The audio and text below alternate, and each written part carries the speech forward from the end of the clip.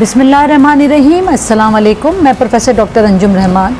आज मैं आपसे डिस्कस करूंगी कि बहुत सारे जो पेशेंट मेरे पास आते हैं, इनफर्टिलिटी कपल मेरे पास आते हैं, उनके अंदर जब हम डिफरेंट टेस्ट करवाते हैं तो हमें पता चलता है कि जी हीमोग्लोबिन A1C लेवल उनका बॉर्डर लाइन है या बढ़ा हुआ है। हीमोग्लोबिन A1C लेवल क्या होता है?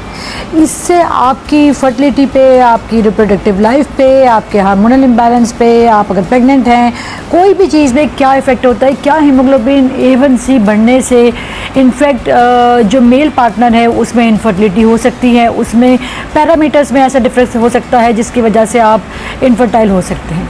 हीमोग्लोबिन A1C एक मार्कर है जो हमें बताता है कि आपका जो लेवल ऑफ ग्लूकोज है वो पिछले 3 महीनों में वो कंट्रोल्ड नहीं है। हीमोग्लोबिन A1C जब बॉर्डर लाइन होता है तो हम ये एक अलार्मिंग साइन है, क्योंकि हमें इससे पता चलता है कि 3 महीने जो लास्ट हैं उसमें आपका शुगर कंट्रोल नहीं रहा है, वो बढ़ रहा है। और अगर आप इसको टाइमली कंट्रोल उसी वक्त कर लें जब ये बॉर्डर लाइन है तो उसके बाद आपको चांसेस हैं कि परमानेंट डायबिटीज के पेशेंट हो जाएंगे कम है। हाउएवर अगर वो हीमोग्लोबिन A1C बहुत ज़्यादा बढ़ा हुआ है, वो 7 है, 8 है, 9 है, 10 है, इस तरह है, तो डेफिनेटली ये शो करता है कि आप जो हैं वो हाईली अनकंट्रोल शुगर के पेशेंट हैं।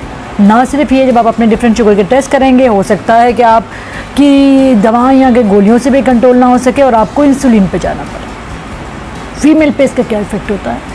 अगर आप हामला ख़वातीन हैं और हम देखते हैं अगर हमल के दौरान आप गई और शुरू के 3 महीने में अगर आपका हीमोग्लोबिन A1C बढ़ा हुआ है, आपको नहीं पता कि आप डायबिटिक के पेशेंट हैं, ये शो करता है कि आपकी शुगर प्रेगनेंसी से पहले बढ़ी, यानी कि ये बेबी शुगर नहीं है। इसकी कॉम्प्लिकेशन ज़्यादा है जब हम बेबी शुगर के मुकाबले में इसको चेक करते हैं। इसका कंट्रोल करना भी थोड़ा सा डिफ़िकल्ट है जब हम इसको कंपेयर करते हैं एक बेबी शुगर के पेशेंट के मुकाबले में। यानी कि ये ऑलरेडी डेफिनेटली आप डायबिटिक पेशेंट हैं तो हो सकता है कि आपको डिफरेंट रिजीम पे कम्बिनेशन देना पड़े, क्योंकि आपने इसका पहले ध्यान नहीं किया, आपने चेक नहीं किया और वो इतना ज़्यादा बढ़ा हुआ है कि आगे जाके मे भी आपको प्रेगनेंसी में इंसुलिन लेना पड़े और इवन प्रेगनेंसी ख़त्म होने के बाद भी आपकी शुगर बढ़ी रहे। फिर इसी तरह के बहुत सारे ऐसे पेशेंट आते हैं रूटीन लाइफ के, रिप्रोडक्टिव लाइफ की पेशेंट है, या फिर कोई ऐसी पेशेंट है जिसको बहुत ज़्यादा माहवारी आती है या कोई और इशू है या इनफर्टाइल है। हमने जब डिफरेंट टेस्ट किए उसमें हमें पता चला कि आपका हीमोग्लोबिन A1C लेवल भी हाईली रेज है। हीमोग्लोबिन A1C लेवल जब बढ़ा है या इवन बॉर्डर लाइन पे, तो ये शो करता है कि आपको इंसुलिन रेजिस्टेंस है, आपको कोई हार्मोनल इम्बैलेंस है, आपको इसके अलावा जो है वो ज़रूरी है कि आप इसको कंट्रोल करें ताकि नेगेटिव इफेक्ट इसका आपकी बॉडी पे ना हो। मेल पार्टनर के अंदर बहुत सारे लोग आते हैं, इनफर्टाइल कपल, हम फीमेल का टेस्ट करते हैं, हम मेल का भी करते हैं। हीमोग्लोबिन A1C अगर आपका बढ़ा हुआ है तो वो आपकी पोटेंसी पे भी इफ़ेक्ट कर सकता है, यानी कि आपकी फीमेल के रिलेशन पे भी इफ़ेक्ट कर सकता है।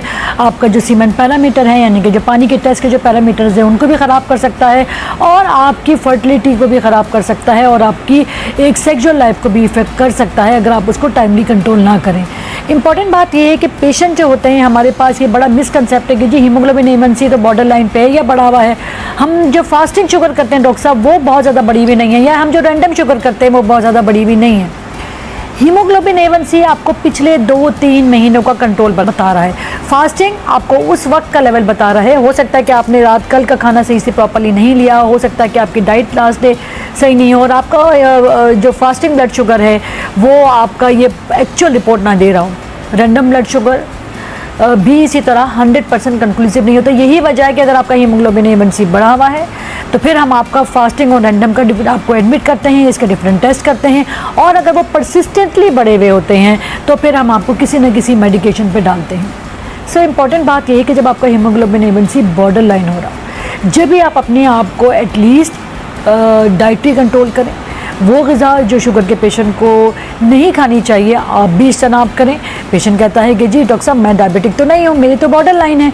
बॉर्डर लाइन का मतलब है कि अगर आप अभी कंट्रोल नहीं करेंगे तो आगे जाके आप डायबिटिक के पेशेंट हो जाएंगे। सो आपने प्रॉपर डाइट कंट्रोल करनी है, कार्ब्स को कट डाउन करना है, ख़त्म नहीं करना है।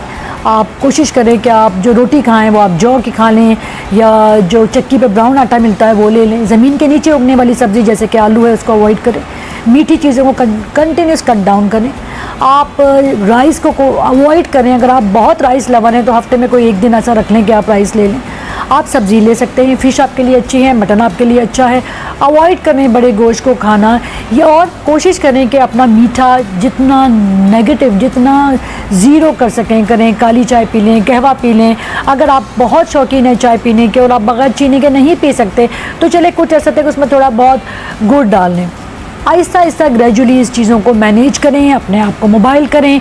पेशेंट कहती है कि डॉक्टर साहब हम सारा दिन घर का काम करते हैं, हम सारा दिन ऊपर से नीचे घूम रहे होते हैं, तो फिर हम तो ऑलरेडी एक्सरसाइज कर लेते हैं।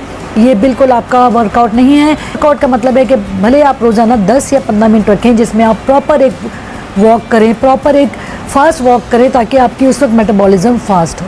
डाइट को कंट्रोल करें, रात का खाना सोने से कम 3 से 4 घंटे पहले खाएं।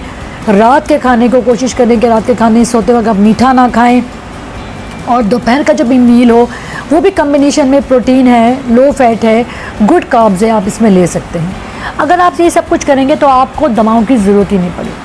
आपका हीमोग्लोबिन से ही जब आप 2-3-4 महीनों बाद करवाएंगे वो ऑलरेडी नॉर्मल हो जाएगा, और फिर आप देखेंगे कि फिर आप अपनी रूटीन डाइट पे ग्रेजुअली जा सकते हैं। इंपॉर्टेंट बात यह है कि साल में एक दफ़ा ज़रूर अपना टेस्ट करवाया करें, जैसे कि हम बाकी टेस्ट करवाते हैं। हीमोग्लोबिन A1C भी ज़रूर करवाएं। हमारी पॉपुलेशन में डायबिटिक बहुत फास्टली रेस कर रहा है।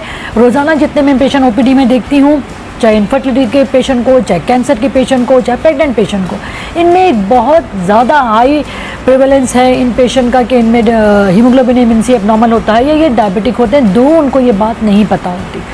अगर आप अपनी प्रॉपर गुड डाइट लेंगे, प्रॉपरली इसको कंट्रोल करेंगे, तो आगे जाके आप डायबिटिक पेशेंट नहीं होंगे। Thank you very much. इसी के साथ मैं आपसे इजाज़त चाहती हूँ। पाकिस्तान जिंदाबाद।